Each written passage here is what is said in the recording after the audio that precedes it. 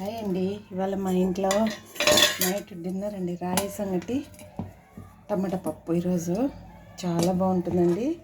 బాగా మెత్తగా గిలుక్కోవాలి. ఇది పిండి ఎక్కువ పోసుకొని చాలా బాగుంటుందండి. పిల్లలకి మార్నింగ్ కుదరదు కదా, అందుకనేసి నేను ఈవినింగ్ టైంలో చేస్తాను రాయి సంగటి. చక్కగా తింటారు మా పిల్లలు అయితేను.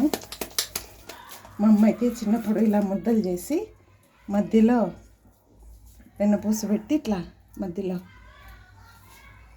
వెన్నపూస పెట్టి పప్పు వేస్తుండే దాని మీద. ఎంత టేస్ట్ ఉండేనంటే నేను ఇవాళ నా కొడుకు అలానే పెడుతున్నాను.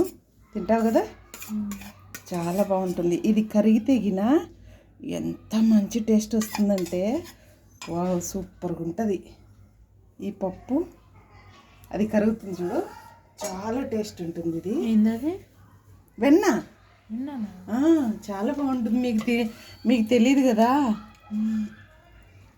ఈ పప్పు టమాటా పప్పు చాలా కొంచెం లూజ్గా గట్టిగా కాకుండా ఇలా చేసుకుంటే సూపర్గా ఉంటుంది. ఈరోజు మా పప్పు చాలా బాగుంది. వాళ్ళ నా కొడుకు పెడుతున్నాను. ఇది దీంట్లోకి వేసేసుకోవాలి.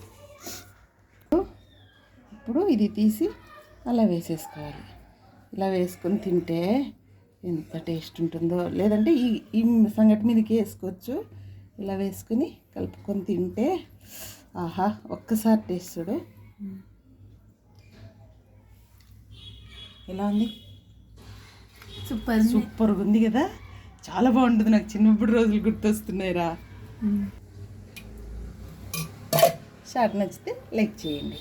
తిందిరండి మీరు కూడా మా ఇంట్లో రాయి సంగటి పప్పు. ఉంటానండి, బాయ్.